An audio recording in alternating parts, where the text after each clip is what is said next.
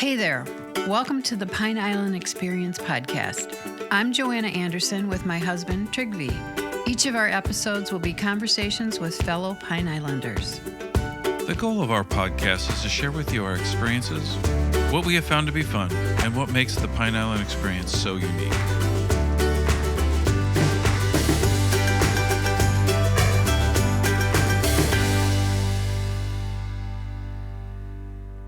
I think it's walking into the building. I mean, the grounds are really pretty too. And we've got these big, huge trees and, the Spanish moss and that kind of thing. And we did have a eagle's nest there too. And, and there's a lot, it's actually kind of like a dog park too. People bring their dogs in, walk them around, etc. But I think when they come into the building, I think they're shocked. I mean, you see it from the outside, but when you come in and see the amenities that are there, they're going, wow, I didn't realize it was so big. That was Linda Bohacek, president of the St. James City Civic Association, describing that there's a lot more happening inside those doors than many of us realize. Linda shares how her father's examples led her towards a life of helping others and how the Civic Association is a place where neighbors come together, friendships grow, and newcomers are welcomed. And now, here's Linda. Joining us today is Linda Bohacek, president of the St. James City Civic Association. Welcome, Linda. We're very happy you're here. Thank you. It's a pleasure. So we start in the beginning, call it Linda's story. So tell us about yourself. Growing up and where you've been and how you eventually got here. All right. Sounds good. Well, I grew up in the Midwest, Southern Illinois, and graduated from Southern Illinois University and in a dental hygiene program. Got my bachelor's degree in dental hygiene there. And later on, when a job change, both of us, my husband and I, Bo, moved to Connecticut, where I spent 3 years at Columbia University and the dental hygiene program there, and received my master's in adult and higher education with an emphasis on organizational management. So I've always been very fond of volunteering, kind of giving back to the community. My dad was very involved in the community, and he said, look, you're going to get more out of life if you help others. And it kind of fell into his footsteps. So my husband always says she would rather be volunteering than having a paid job. We laugh about that a lot. So when we retired, we loved Florida. My dad lived here for many, many years. So we would go on vacations here. So he was the one who introduced us into, the Cape Coral area, intercoastal ways. He loved boating. He taught us how to boat. And he was very fond of the waterfront restaurant. And so we spent a lot of time here in St. James area, and so fell in love with it. And so when we retired, we purchased a house there, and we've been here for 12 years. So during that time, I've been involved in a lot of other organizations as well, and currently, like I said, president of the St. James City Civic Association. So I'm still learning a lot, but the people are great.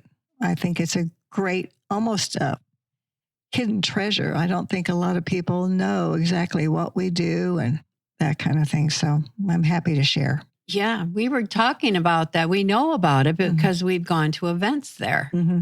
But we really didn't know enough about it, other than we'd go to the events, right, which were great. Yes. And the events are our fundraisers. We raise money by fundraisers as well as donations. We are a 501c4. Our ability to apply for grants is not required. I mean, we can't do that as a status of a C4. It's a civic association. There's a lot of specific requirements for 501c3. And we, at this point, don't qualify, but we're taking a look at what we might do in the future. So we really, really rely heavily on donations and then our fundraiser activities, basically events, music events, etc. The other wing, I think most people know that our association has these events, and we have a big park area, and people can drive, not a long distance. They can take their golf carts. They can walk. It's kind of a very community-minded place. We have a kids' play area that we partner with Kiwanis. They kind of keep it maintained. And then we also partner with the garden club, who keeps the grounds around the kids' area, really pretty. Oh, that's nice. Yes. And then we have an adult exercise area. So those are a few things that maybe people don't know about when they come to the event. They're pretty much listening to music, etc. So we have a 5,000 square foot building. I mean, it's huge. And of course, Ian and the other two hurricanes really just devastated our home. And so it's taken 3 years or so to get back to normal, where we can actually, say, we're open for business. We still have a few things we need to work on and we need to garner some donations for, but they're minor in the whole scheme of things. So we're always working on keeping up the facility. And that's a role that usually with other organizations, I've really never had to deal with that. It's always been, we've never had a brick and mortar. So this is a whole new thing for me as far as just keeping up, making sure everything's safe, et cetera, for the participants who come. Did you ever imagine you'd end up leading it? No. I mean, Sean at the time who was president, she had asked me to come on board because I just finished a stint with the presidents of Malaysia Hookers. And so she said, look, would you be interested in just helping me with this organization? I said, sure. Because I've spent a lot of time there since I'm not maybe 2 blocks away from it. Mm-hmm. And a lot of our hooker meetings and our hooker events have been there too. So and some of the hookers are on the board too. So I knew some of the board anyway. So it was an easy transition from that standpoint. And what wonderful experience being with the hookers. They're amazing. Yeah. And how they all take turns leading everything. And it's really well run. Yeah. It's a good organization. So how did the Civic Center or Civic Association, begin? I'm kind of fuzzy on those details, but I think you can, on our website, gives the historical part of it. But it was built in 1964. And I think it was a couple of families that said, we need to have some activities in this area. And it is a community activities site. So a lot of people don't realize that we have, I call it a very nice social, mental, physical, low-key, interpersonal group that brings in different various activities. For example, ping pong, shuffleboard, games like Mahjong, etc. We have a list of activities, and during the year, starting in fall, we'll start back up with a lot of the activities that have been ongoing. In the summertime, because people are gone, we don't have a lot of activities, but there are some running right now. We have Zumba still going on, and I think we have Mahjong, and I believe ping pong. So those are a few. And we also this year introduced, it's called Coastal Kids Crafts. So a lot of the children, I think on Tuesdays, come in and there's crafts available and activities, and the moms come with. So it's kind of fun. So the moms get to meet other moms, kind of that social network and support. So that's been really cool. Does it serve just St. James City, or is that just in the name and it serves the island as a whole? It serves the island as a whole, yes. It's a community-based, island center. It just happens to be in more about the physical location than... Yeah, correct. Yes, yeah. And you talked a lot about the outside of the facility.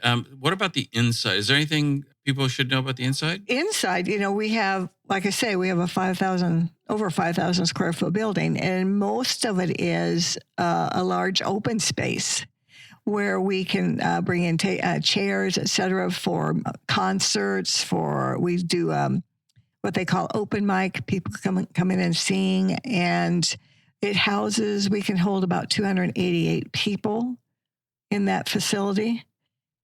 And then we have our office space and another little room we call Ibis room for meetings, et cetera. We have 2 bathrooms. I mean, it's a full, facility.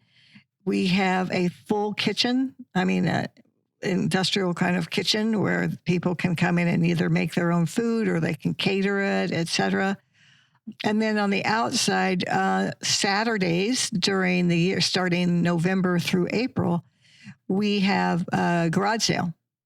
And so people can bring in, we're always looking for donations. So if anybody wants to donate for our garage sale, and it's open. Starts at 8:00 every Saturday. And that's a major fundraiser for us. Yeah, we do really well there. And then we have another outbuilding that is our storage for our extra tables and chairs, et cetera, all that kind of extra easels, et cetera. So there's lots of space. And onto the side of the building is a nice, we redid the shuffleboard. So we have a little group that does that. So I think as I look at it, it really is, a lot of people don't prefer maybe the bar scene where it's loud and it's music and they really can't connect and interconnect. And particularly with elder population, we have hearing aids. So I experienced that with, they just, even the hearing aids, when you're out in a big crowd, you can't hear, you can't talk, you just kind of feel like you're out of it. So our center provides that kind of interpersonal connection while playing a game. Some of these games, keeping your mental health sharp, physical, just that in. And I think that's what is missing a lot and I would assume that a lot of the members that are actually people that are members are retired. So they're used to having a business that they go to and they have their, colleagues that they see, and that's their family. And then when they retire, it's kind of like, okay, now where do I go? So this is a really good opportunity for them to get that kind of experience. So for somebody that shows up for the first time, what would you say they'd be most surprised about? Because you've got all these outdoor things and all this indoor stuff. There, a thing like when you get feedback, but people say, "Geez, Linda, I didn't know." Right. I think it's the walking into the building. The grounds are really pretty too, and we've got these big, huge trees and the Spanish moss and that kind of thing. And we did have a eagle's nest there too, and and there's a lot. It's actually kind of like a dog park too. People bring their dogs in, walk them around, etc. But I think when they come into the building, I think they're shocked. You see it from the outside, but when you come in and see the amenities that are there, they're going, "Wow! I didn't realize it was so big." So you've mentioned things that you host, like the garage sale, et cetera. Is that available for other kinds of groups to host events there as well? Yes, actually, particularly if you become a member, you are able to, if you want to start like a euchre group or another kind of activity that we don't offer, that's available to you. And there's a very minimal cost to, participating from the standpoint we need some funds to just maintain the building. But if right now, looking in the fall, if you're a member, you can participate in these activities for $3, non-members for $5. So we try to make it so everybody can be involved. So that's one of the things we offer. But I think that's what people don't really know much about. Even though we have in the paper, every Eagle, there's a section in our paper that tells all the activities at St. James City. We have one of our members that continues to do that and update it. so that you can go to the Ego and look and see, okay, what's going on this week or next week, or et cetera, what's happening, at the center. So that's a very helpful tool. I don't think a lot of people know it. I mean, the only other way you would find it is you go on our website and or visit the building, when there's activities going on. But that is a good source of media, social media. And we have Facebook. And you have a nice website too. Yeah. We have some good volunteers that are very handy. We always take a list. Okay, what kind of expertise do we need, and who has it? That's what you do with volunteers. So that brings up a good point. How do people get involved if they're interested in getting involved? Well, they can. We have board meetings once a month. And then this fall, we're going to start up with having quarterly member meetings. We feel, we spent the last 3 years just getting ourselves back together. And membership has kind of been by the, recruitment and membership has been by the wayside until we get it all ready to go. So that's our concentration this year. So look for more information about, we'll probably have a membership recruitment article in the newspaper, et cetera, and on our website. But I think if people just look to our website, they'll find a lot of information there, and they can sign up online for activities. So we're trying to make it very easy to make it easy for them to sign up. And if they see in the paper or wherever they hear that, oh, this is going on, they can just come over and kind of look. I mean, we're an open building then at that point, so they can kind of come in and take a look and see and watch and see if that's something they'd be interested in. We have a Gmail account. It's info@sjccapi, and if they go to our Gmail account, and they can ask questions, and that's another way of getting to us too. What about all these events that you have? Are there any? There's so many that you've had and you offer. Mm-hmm. Each year it's different, and we start setting up our calendar for starting in January for the most part. We'll have some events in the fall too, but we start now procuring musicians. We do have a comedian coming in, Ken Farley, and he'll be here in December. We know him. Yeah. And so he's going to be doing a comedian event. We just signed on with the Little Lee County County, community band. And they're going to be playing September 6th, like Labor Day weekend, and they're going to be playing there. So we just procured that. I saw the sign up was on the website already. Mm-hmm. So, that's kind of exciting. So we're trying to mix it up too, trying to find some different venues. But we have a really good activity or events coordinator now that's going to be handling all that. So we just had our first meeting. So we'll be having another one this week just to hone in on those. We've had in the past Deb and I Dynamics. They've been very awesome to support us, particularly when during Ian, to help us with our rebuilding. That brings in a big crowd too. Yes, it does. So, and then I see there's holiday events that happens every year, right? And then we have our breakfast. Oh, I've been. Yum. They're very good. So we'll be doing those, I think, starting in January. We try to do about 3 during the season, January through April. That's very well attended. Everybody likes breakfast. Yes. Do you have partnerships with other organizations or local businesses? How's that involvement at that level? Yes. I mean, basically, the garden club, they help us maintain the grounds around the kids' areas, and Kiwanis, who help us keep it maintained. Like if, for example, if we need more mulch or whatever to be brought in, if something needs fixed with the playground equipment, we have that. Matlacha Hookers we partner with, Chamber of Commerce, and Beacon of Hope.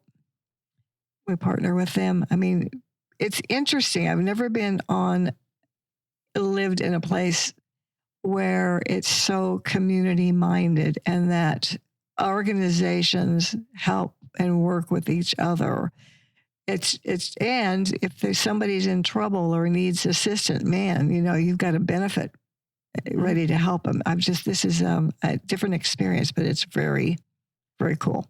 Are you creating any kind of a vision, just either personally or formally? A lot of times, in business, there's a 1 year, 3 year, 5 year kind of plan. Like, where do you hope it wants to go? Right, yeah, and it is a 1 year commitment. I mean, you can run again if you'd like to, but I guess my vision right now would be that we incorporate more, I think, activities, and that meets the needs of people coming in, like younger people. That would be great, to just continue to evolve with activities and to ensure that the building and grounds are maintained and safe. And, that's part of what I realize, is that there's so many things involved with maintenance that you just have to keep up with. Yeah. And I guess building more partnerships with other businesses that maybe will help us, with support in repairs, et cetera. So that's it's an ongoing thing. And and probably become more involved with activities that can help support those who are in need. Was there anything that you think that you wanted to talk about today that we haven't brought up? Not at this time. I mean, it's a lot of information, and I'm so impressed with what you do. Yeah, like I said, we would go to events and the breakfast. Right. And there was an author talked about his book. It was fascinating. Mm-hmm. I went there for that. Mm-hmm. I loved it. Yep. He even ended up moving here. Mm-hmm. Yes. It was a great time. And one of the things I'm thinking about too is volunteers. I think all organizations around here are struggling with volunteers.